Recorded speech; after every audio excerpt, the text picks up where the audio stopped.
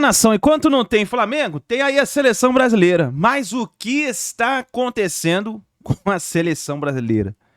Olha, meus amigos, quem viu o Ronaldo, Ronaldinho Gaúcho, Rivaldo, Roberto Carlos, Romário, Bebeto, quem viu, viu. Quem não viu, meu amigo, tá difícil acreditar que vai aparecer um que vai brilhar como esses caras na seleção, meu amigo. Porque que seleção medíocre foi essa que nós vimos hoje contra a Colômbia. Ganhando o jogo de 1-0, poderia até mesmo segurar o jogo, ganhando de 1-0 ali, jogando fora de casa. Tomou uma virada, meu amigo, olha. Brincadeira, né? Brincadeira. E agora, qual a explicação do Fernando Diniz, que tá aí na seleção brasileira? Eu gostaria que você escrevesse também nos comentários, você como torcedor, com certeza você também entende um pouco de futebol. Escreve nos comentários aí o que essa seleção precisa fazer para sair dessa situação. Lembrando que nós estamos de 2 derrotas já praticamente seguidas, né? Contra o Uruguai, agora contra a Colômbia. E agora? O que pensar dessa seleção daqui para frente? Vamos aqui analisar rapidinho a imprensa esportiva falando sobre essa partida. E logo em seguida a gente volta dando a nossa análise. Para trabalhar ali com Vinícius, com Martinelli. As atuações do Lodge. O Lodge, o que justifica o Lodge não tem... receber tantas oportunidades assim na seleção brasileira? Além do que fez no Atlético Paranaense, fez muito bem e fez muito. Sim, concordo. O que mais ele fez para sempre ser, ou quase sempre ser lembrado como convocado para a seleção brasileira? Porque hoje os dois laterais e o Gabriel Magalhães também com atuações bem abaixo do que uma seleção o Pepe Guardiola cansou de escalar o Manchester City com 4 zagueiros. Um, em tese, na lateral direita, um na lateral esquerda e 2 zagueiros. Mas zagueiros. Sim. Akanji, Ake, Rubem Dias e Laporte, quando jogava lá. É isso. Quantas vezes ele não fez isso? Agora, Gvardiol é o lateral, que é zagueiro, é o lateral esquerdo dele. Então, sabe, nem foi tão bem assim possível, quanto o Chelsea. claro, porque eu concordo contigo. Eu acho que eles dois são abaixo, tecnicamente, do que a seleção brasileira precisa. E outra, os dois assim, laterais. Estão expostos. É engraçado muitas vezes. O quanto no Brasil também existe uma certa aversão aos 3 zagueiros, mas para mim, olhando para a qualidade que o Brasil tem pelos lados de campo, porque o Brasil tem muita qualidade pelos lados de campo, tanto que a gente nunca sabe, mas quem vai jogar ali? Porque ali já tem o Vinícius, porque ali já tem o Martinelli, porque ali já tem o Neymar, quando o Neymar jogava por lá. São muitos jogadores para atuarem abertos pelos lados do campo, com qualidade ofensiva e que podem eventualmente ajudar na marcação, uns mais, outros menos. E lateral, a gente não tem, a gente tem só o Danilo. E o Danilo hoje é um lateral que joga muitas vezes como zagueiro. Então, o que eu acho é que, assim, essa é uma solução que talvez o Brasil vai ter que olhar cada vez com mais carinho para ela, enquanto essa... Não insiste. Essa aí, não insiste. É, porque tem o Militão, quando tiver recuperado, que joga lateral e zagueiro. Não insiste. O próprio Marquinhos, eventualmente, porque é um jogador mais rápido, pode jogar aberto. Muitas vezes como lateral, assim... Você encontra outras formas. Você não está carimbado no futebol brasileiro, embora seja característica nossa, que os laterais têm que ser 2 foguetes, um de cada lado. Encostados. Não é o momento, eu ainda falava isso para ele, a gente conversava, falava assim, se ele conseguisse arranjar nas laterais, claro, constroem por dentro, desde que dê certo, joga aberto, por exemplo. Você traz os caras para dentro de campo, você tem meio-campista, você não vai... assim, e alguém que saiba fechar a linha. Existe um clamor, eu digo isso olhando para o próprio Danilo, que é um jogador muito... para o qual as pessoas olham meio assim. Mas ele é mais esse lateral Guardiola do que... Totalmente. Ele fica mais fica hoje. mais ele é lateral mais um base. zagueiro, é isso. É lateral base. É isso, mas o que eu estou querendo dizer é que essa sua solução... Era feita ela na desagrada Copa. o público em geral. Desagrada. Porque aqui a gente continua com... todo respeito, papo furado, de enxergar os jogadores das posições como eles eram antigamente. E dar número de camisas. Quem é o 10? Quem é o 9? Cara, assim, futebol é uma luta por espaço. E a partir do momento que os jogadores conseguem ocupar mais espaço, porque fisicamente estão mais bem preparados para isso, você pode juntar características e fazer isso de qualquer maneira que você quiser. O Guardiola é a maior prova disso. Então, o volante hoje não precisa ser o grande roubador de bola. Se roubar a bola, melhor. Mas o volante tem que construir, tem que chegar, tem que entrar na área. Ele vira meia muitas vezes. O lateral pode ser um zagueiro. Sabe? Não precisa... como você ocupa espaços e abre espaço na defesa adversária. Como você impõe uma ideia de jogo. O Arsenal, que quase levou o título no passado e só perdeu para o Manchester City. Tem um zagueiro na direita como titular, o Ben White, e um meia na esquerda, do Zinchenko. São os dois laterais. Pois é. O Zinchenko é meia e é o lateral esquerdo. E não o Ben adianta White ficar é zagueiro e é o E lateral os direito. espaços estão preenchidos. Muito bem. O cara que tem a tarja de lateral, até porque existe justamente esse clamor, assim, a gente achar que a gente vai ter um Roberto Carlos ou um Marcelo o tempo todo para jogar, não vai. Não vai ter sempre um Roberto Carlos ou um Marcelo. E se não tiver um Roberto Carlos ou um Marcelo, o cara que jogar por ali não vai ter que jogar como eles jogavam, né? Seja criando como o Marcelo criava, seja chegando da maneira não vai ter o Felipe Luiz. como o Roberto criava. Então, eu acho que o Felipe Luiz talvez nem fosse visto como um jogador tão... eu adoro. Tão rico, tão rico ofensivamente. Acho que aqui a gente tem esse prazer e é legal, porque é claro que se você tem o Cafu, se você tem o Daniel Alves, o Marcelo ou o Roberto Carlos, com o que esses caras faziam ofensivamente, tudo bem, ninguém vai abrir mão desses jogadores, né? Pelo que eles podem oferecer tecnicamente. Mas nem sempre você vai ter esses caras. E aí você tem que achar soluções. Eu entendo que o Diniz, ele não é que eu não estou dizendo aqui que o Diniz está errado em levar para a seleção brasileira os seus conceitos de jogo. Apenas que é preciso refletir até que ponto é possível, com pouco tempo, é o ideal para desenvolver na seleção brasileira. Que ele tem um caminho, que ele tem um norte na carreira, naquilo que ele acredita como futebol, ninguém duvida. O Fluminense está aí e provou. Agora, quanto tempo isso demora para... Porque é um jogo... Todo jogo requer uma adaptação. Esse é mais complexo, porque você vai a um futebol que alguns jogadores nunca jogaram na vida. Mesmo aqui. Foram criados num sistema para ser vendido, né? Para ir jogar lá fora. Tal. E está errado o nosso jogo do dia a dia, mais todo mundo nas suas posições, jogo mais compactado, tal. Nada de errado. Agora, este jogo que é a opção dele, dá mais trabalho. E aí eu te faço a seguinte pergunta. E ele precisaria ter um pouco dessa... Porque eu não sei agora. Eu vou ser muito imediatista. O que ele pensa? Ele vai acelerar fundo, vai contra a Argentina. Então, essa é a minha pergunta. Ou agora ele vai falar, calma. O que vai ser dito de hoje até o jogo contra a Argentina? O Brasil, que tem a sua maior sequência de derrotas nas eliminatórias. O Brasil não havia perdido da Colômbia. O Brasil vai receber a Argentina no Maracanã. E se ele perde o jogo? E aí tem outras coisas que precisam ser consideradas por qualquer técnico. Se o Brasil perde o jogo, como é o clima para o resto das eliminatórias entre os jogadores? A questão da confiança, a questão da pressão. Porque o futebol, a gente vive falando das questões emocionais, estamos falando do Botafogo ali, que não dá para comparar com a pressão de seleção brasileira, né, de nenhum clube quase agora no Campeonato Brasileiro. Como é que fica a seleção brasileira? Eu só acho que a pergunta está respondida... Você dá um passo atrás ou você continua avançando? Eu não tenho dúvida assim, e eu falei, na minha opinião, o Diniz ele quis talvez acelerar processos porque ele sabe que ele tinha 6 jogos para tentar garantir a vaga dele na Copa do Mundo. Basicamente isso. Contra a Argentina, vale uma coisa que não vale contra nenhuma seleção nas eliminatórias da Copa do Mundo. E aí eu não estou falando do Diniz ou não Diniz, que é o resultado. O que vale é o resultado. Então, assim, eu acho que contra a Argentina... É uma taça, entre aspas, à parte. É isso. Então, contra a Argentina, ele vai fazer tudo o que ele achar de melhor para vencer o jogo, independentemente da maneira como o time vai jogar, se vai dar espetáculo, se não vai, se vai ser dinizista, se não vai ser dinizista. Ele sabe que contra a Argentina o grande valor vem, acima de tudo, do resultado. Assim funciona, e não é só com o Diniz, não é só agora. Eu acho que a gente sabe, né, que esse jogo tem um peso diferente. Você imagina o Brasil dando contra-ataque, como deu hoje, dando espaço para o Messi? Então, eu não imagino. Julio Álvares. Você não imagina? Não, eu não acredito que o Brasil vai oferecer tudo isso para o Messi. Nós temos uma tela que apresenta os números de Colômbia 2, Brasil 1. Veja só, posse de bola maior do Brasil, passes certos, Brasil acertou mais, até porque ficou mais com a bola.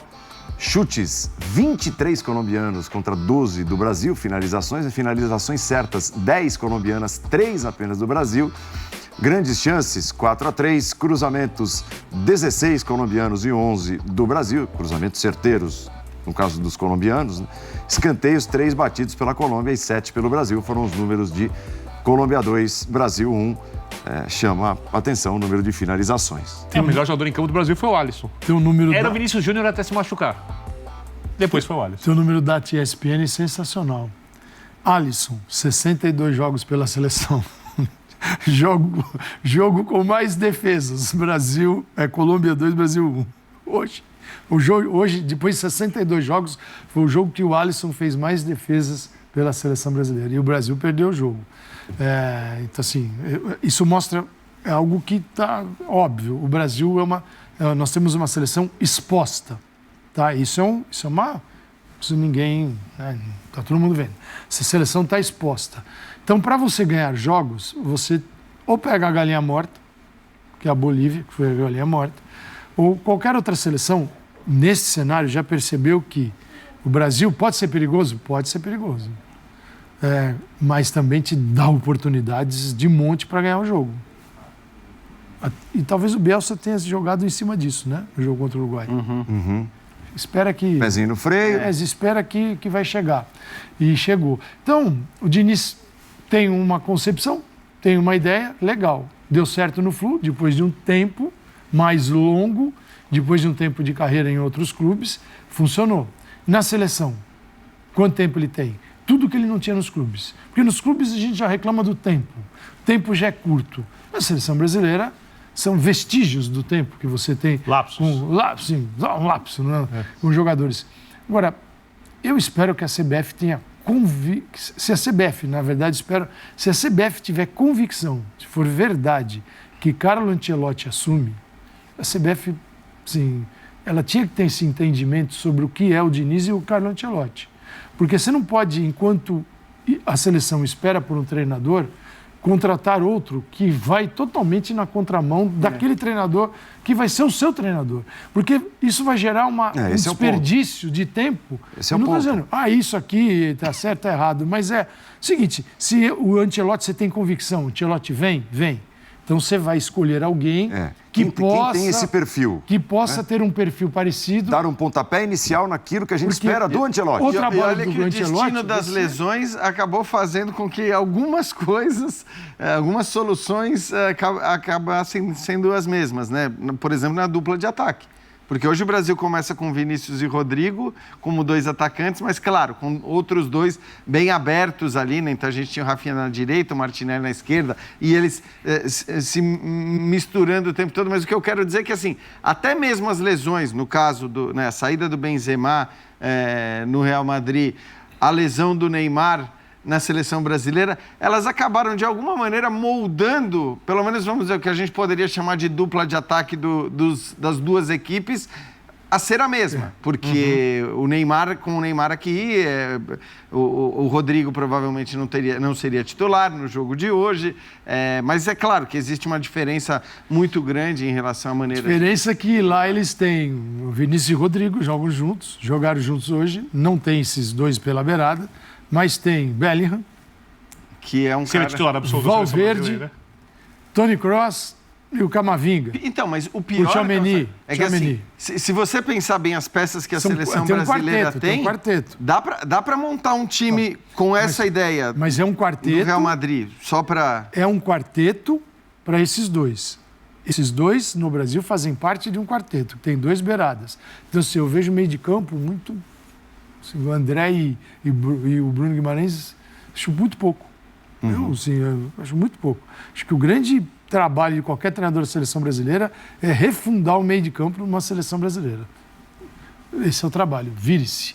Refundar o meio. Isso nós abrimos mão e agora abriu mão definitivamente. E acho uma coisa importante. E aí vira um jogo assim. O meio de campo é uma loucura, porque você marca mal. Então, o teu adversário está aqui. Quando você vai sair, você tem 4 atacantes. Você não vai ficar aqui assim. Você não vai trabalhar, você vai esticar. Você vai esticar. O André foi bem, né? Fez um jogo bom. Começou mal e foi melhorando. E talvez até por estar já mais acostumado com esse sistema, com esse jeito meio desprotegido de ser, né? De um time armado pelo Fernando Diniz. E o Fluminense, mesmo campeão da América, é um time muitas vezes desprotegido. Verdade. Né? E assim, parece estar ali... Eu não sei, quando voltar o Casemiro, como as coisas vão ficar. Se de repente até os 2 podem jogar juntos. Eu acho que tem uma outra coisa que... Para mim, faltou o Joelinton no meio de campo, tá? É um cara que... Tem lógica. É um cara que dá uma sustentação e que faz uma parceria muito interessante com o Bruno no Newcastle. Que tem muita força. Para pegar um meio de campo com 3 da Argentina... Sim. Eu só acho uma coisa que é muito importante. 3-3, né? E não dá para exigir que a seleção brasileira, sendo reformulada, tenha isso agora. Quando você chega a uma Copa do Mundo, você precisa ter o jogo de aceleração, que você está dizendo, bem feito, obviamente, com recomposição, com recuperação de bola na frente. Você também precisa ter o jogo cadenciado. Você precisa saber jogar de maneiras diferentes, porque você não sabe quem você vai enfrentar, é um torneio de tiro curto, e os jogos vão exigir isso. Principalmente se você chegar no mata-mata em muitos momentos. Você não vai poder acelerar o jogo o tempo inteiro e você, em alguns momentos, também pode ter uma situação adversa que não permite que você cadencie o jogo o tempo inteiro. E ele, assim, comprovando que é possível, ele consegue fazer isso no Fluminense. Sim, exatamente. Porque quando você tem o Paulo Henrique Ganso, você tem o André, eventualmente o Martinelli, pensar no trio da final, e vai para um lado do campo, que tem o Keno, o Ares, você está ali, de certa forma, dentro de uma cadência que vai gerar a profundidade, a velocidade. Hoje por exemplo, quando o Brasil leva por 1-0, quando começou a pressionar... Com esse quarteto a gente não... Desculpe, tinha que cadenciar o jogo. Então, mas e não tinha como. Você não vai... Não faz aquelas peças. Não é da natureza hoje, por exemplo, ainda desta equipe. Agora, o problema é como fazer isso, ter a crença no estilo, num jogo, né? Sendo o quinto nas eliminatórias. Entendeu?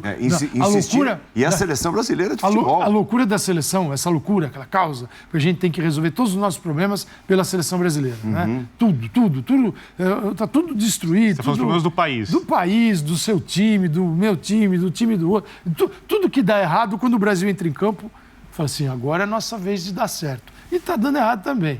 Então, como é que porque antigamente resolvia. Exato. Como é que você conserta tudo isso sendo o quinto? Mas essa preocupação, isso eu acho incrível, né, Calçade? Essa é assim, a vantagem ou a desvantagem, né? Muita gente considera uma desvantagem porque depois você chega na Copa do Mundo talvez sem um nível de competitividade tão alto. Mas assim, é uma loucura, porque o Brasil está em quinto e ninguém aqui, acho que aposta 3% que o Brasil vai ficar fora da próxima Copa do Mundo. Eu não aposto, mas você acha que a gente vai continuar assim até o final da eliminatória? Não acho, porque eu acho que o Brasil vai vencer jogos contra adversários muito mais fracos, mesmo que não seja... Porque tem muito adversário bem mais fraco. Agora, perdeu do Uruguai, perdeu da Colômbia, pode perder, inclusive, da Argentina no Maracanã, pode acontecer. Mas você tem 10 seleções e dessas daí, mais da metade é bem mais fraca que o Brasil. Então, sinceramente, eu não vejo a menor possibilidade... E eu não sou chegado a essas frases, mas assim, não vejo a menor possibilidade do Brasil ficar fora da Copa do Mundo. Então, essa preocupação, ela não existe. Tanto é que a gente nem começou essa conversa aqui, né? Porque a preocupação é com a evolução do time de futebol. As seleções mais fracas do continente... certamente não conseguiriam disputar o título do Campeonato Brasileiro e algumas até ficariam da metade da tabela para baixo. As mais fracas do continente. Isso, exato. Campeonato Brasileiro de clubes, eu tô falando. O que eu tô querendo dizer é que assim, essa é uma vantagem. Quando você está nessa situação, essa é uma vantagem. Porque senão, se você tivesse num sistema de eliminatória da Europa ali, com 4 seleções, 2, segundo, vai cair na repescagem e tal, você já começa a ligar um alerta e ficar numa tensão absurda. Eu acho o Brasil não teria ido para todas as Copas do Mundo se o Brasil tivesse ido na Europa. Não teria evidentemente não, até porque sofreu em algumas eliminatórias. Mas isso, enfim, agora é uma vantagem nesse momento. E eu vejo assim, parte do trabalho do Diniz, enorme, a gente está falando de jogo, né? Mas é algo que produz o jogo, está na cabeça dos jogadores, o trabalho dele. O trabalho dele é muito focado em entrar na cabeça dos jogadores e extrair o máximo desses jogadores. Nesse convívio pequeno, com um perfil, isso a gente nem entrou nessa conversa, né? Um perfil de jogador diferente dos clubes que ele trabalha.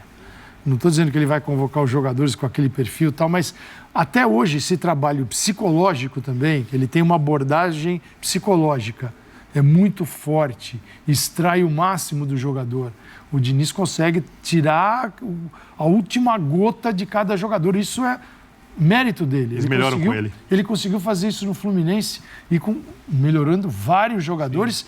E porque você tem aqueles que ele melhora, aqueles que ele ressuscita para o futebol, tem uns que já eram dados como falecidos para o futebol. E ele traz de volta.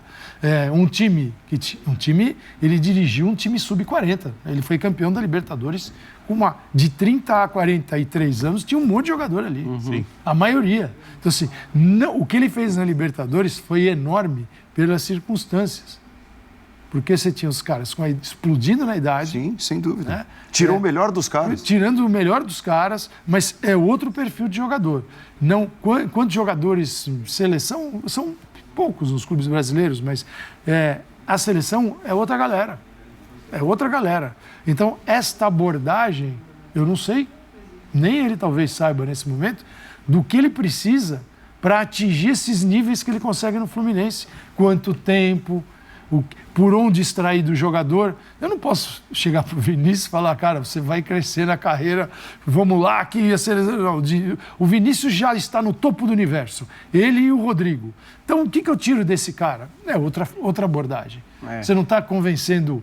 Falando para o John Arias que ele vai ser o máximo. Mas você não está todo dia para descobrir qual que é esse caminho, né? Todo de cada dia. um. Porque cada um tem um caminho. E um detalhezinho. E o todo dia é a questão, porque você está lá todo dia, eu tenho que estar lá conversando todo dia, mostrando o que você quer, o time vai evoluindo. Quem disse? Eu não estou falando que isso acontece, eu estou cogitando. Chega o Vinícius Júnior e o Rodrigo, o Brasil não consegue um bom resultado contra a Argentina, eles vão para Madrid, vou lá treinar no dia a dia, vou conversar. Quem disse que não tem uma conversa? Mas não podia ter feito isso, não era mais simples jogar de outra forma. Até porque esses caras trabalham com os melhores técnicos do mundo, muitos deles. Então, mas o treinador não tem tempo de conversa afirmar... do Gabriel Magalhães com o Martinelli. Porque ele costuma ser muito respeitado pelos jogadores, os jogadores pedem o Diniz, gostam do Diniz, mas ele não tem o tempo necessário na seleção sequer para, às vezes, convencer o jogador de que aquilo que ele quer fazer e que o jogador não faz no clube é o melhor para a seleção. O dia a dia poderia dar isso. Embora as declarações dos jogadores sejam positivas, indiquem um apreço e uma admiração pelo Diniz que a gente raramente vê. Eu acho que os jogadores estão convencidos, eles só não sabem como fazer. Convencidos eles estão. Eu estou te dando liberdade. Eles começaram convencidos, assim, eu não sei se eles vão continuar. Eu acho que estão, eu só não sei. Assim, convencidos. Sim, acreditaram no projeto. É como fazer isso. Acreditam, aliás. Né? Como chegar lá. Como eu estou te dando mais liberdade. Eu acho que tem duas palavrinhas que a seleção precisa. Isso é muito fácil com duas palavrinhas. Difícil é resolver. Uma é equilíbrio. Equilíbrio entre posse... Eu conheço um técnico que fala muito sobre isso. Não, mas tem um pouco de equilíbrio. O time estar equilibrado com e sem a bola. Equilibrado é não ter espaço, não desperdiçar a bola à toa. Isso é equilíbrio. E a outra é ter o ritmo. Hoje... Ele não teve nem equilíbrio nem ritmo, que é o ritmo inicial. Magnífico. Durou 5 minutos. Empolgante. E depois? Cadê o ritmo disso? Porque é o seguinte, eu tenho esse jogo, consegui executar durante um tempo, por que eu não consigo estender essa forma de jogar por mais tempo? O que a Colômbia fez que eu não consegui mais jogar? Quando a Colômbia ultrapassa o meio de campo, aí as coisas ficam difíceis para o Brasil. Aí você vê Vinícius baixando, todo mundo baixando, mas baixam com que sentido? Para pegar a bola e... ou esticar a bola. E aí acabou o jogo brasileiro. Vocês passaram por um nome que talvez seja uma das poucas coisas positivas, né, que a gente pode destacar nessa noite, que foi a volta do Alisson, pela primeira vez titular desde a Copa do Mundo. Porque a Copa do Mundo, ela elege vilões, ou aqueles que assistem à Copa do Mundo elegem os vilões. E elegeram, eu não sei por que, o Alisson, o vilão da eliminação, ou um dos vilões da eliminação do Brasil. O outro foi o Fred, que não voltou, aquela coisa toda. Eu explico por que depois. Mas... E aí a bola desvia no Marquinhos, mas é porque foi a única na direção do gol e tal, e o goleiro não defendeu. Mas desvia no Marquinhos, corta a trajetória e o Alisson é o culpado. Mas hoje está tudo bem. Foram 8 para ele defendeu, tomou 2 e todo mundo feliz. E a gente está aqui para elogiar. Então, mas é uma pena que nem todos podem assistir os jogos do Alisson, que a gente apresenta aqui no Campeonato Inglês ou na Champions League, né, no canal que transmite a Champions League, porque, assim, o Alisson muitas vezes, eu não sei se nesse momento mas é um percentual um pouco acima, um pouco abaixo, o cara com o maior percentual de defesas do Campeonato Inglês, da Premier League. Então, quer dizer, é o cara que mais defende bolas quando ela vai na direção do gol. E assim, é inexplicável o cara ter se tornado um vilão e ter sido descartado, ter a pecha de descartado nos primeiros meses, simplesmente perdeu a posição. E hoje ele volta e é titular e... A gente precisa lembrar, Paulo, de como o Alisson era visto antes mesmo da Copa do Mundo, de como o Alisson era visto nas primeiras convocações, de como o Alisson era visto nos primeiros jogos como titular na seleção. Sempre teve isso, sempre houve isso. Então, é evidente que um jogador que chega dessa maneira à seleção, com esse olhar de boa parte do público brasileiro em relação ao seu futebol desde o começo, Isso não vai mudar se o cara, se o time for eliminado, se ele tomar um gol, qualquer mínima falha, ou às vezes nem mesmo uma falha, né? Mas qualquer maneira de responsabilizá-lo por uma derrota vai acontecer. Para mim, essa explicação é muito simples e eu assim... E tudo bem, hoje ele é muito mais visto, porque eu me lembro muito dos tempos que ele jogava na Roma, e ele fez assim, ele levou a Roma a quartas de final de Champions League com defesas absurdas, com atuações espetaculares. E mesmo assim as pessoas falavam muito que ele não era goleiro para a seleção, etc. e tal, porque naquele caso acho que não viam. Os jogos da Roma são menos vistos, evidentemente, do que são os do Liverpool. Mas ele foi para o Liverpool e continuou um pouco com essa pecha, com essa ideia, né? A gente tem uma tradição de goleiros formados no Brasil. Os goleiros jogam mais tempo no Brasil antes de ir para a Europa, os goleiros se firmam em algum clube brasileiro, se consagram aqui e aí vão para a Europa, e aí esses caras, acho que eles chegam com um olhar diferente do público brasileiro. O Alisson saiu muito cedo, o Alisson saiu muito novo realmente, saiu com uma passagem muito breve pelo Internacional. Claro. Não, mas assim, eu até entendo que isso aconteça e eu concordo plenamente contigo. O que não pode é o cara perder a posição como ele perdeu. Sim. Não. Porque ele volta a ser titular hoje. Então assim, barulho da torcida é uma coisa. Perfeito. Não. Aí outra coisa é ele simplesmente perder a posição. Porque aí você não está falando de... O Ederson é um belo goleiro, mas ele é mais goleiro que o Ederson. Pública, você não está falando de torcida, você está falando da escolha do técnico. Entendi. Porque ele volta hoje ao time titular. Eu acho que a escolha do Alisson como vilão tem a ver com algo que está no inconsciente, porque quem olhou a seleção brasileira na Copa do Mundo, com exceção ao terceiro jogo da fase de grupos, quando o Brasil já estava classificado, e procura um vilão, não acha. É isso aí, nação, tá aí. Complicado, hein? Complicada a situação da seleção brasileira. Meus amigos, muito difícil, hein? E se continuar do jeito que tá, pelo jeito, meus amigos, viramos saco de pancada, viu? Saco de pancada. Vamos ver o que vai acontecer daqui pra frente, né? Vamos ver o que o Diniz vai falar, o que vai acontecer. Mas, meu amigo, é uma das piores seleções de todos os tempos. Tamo junto e a gente se vê daqui a pouquinho no próximo vídeo.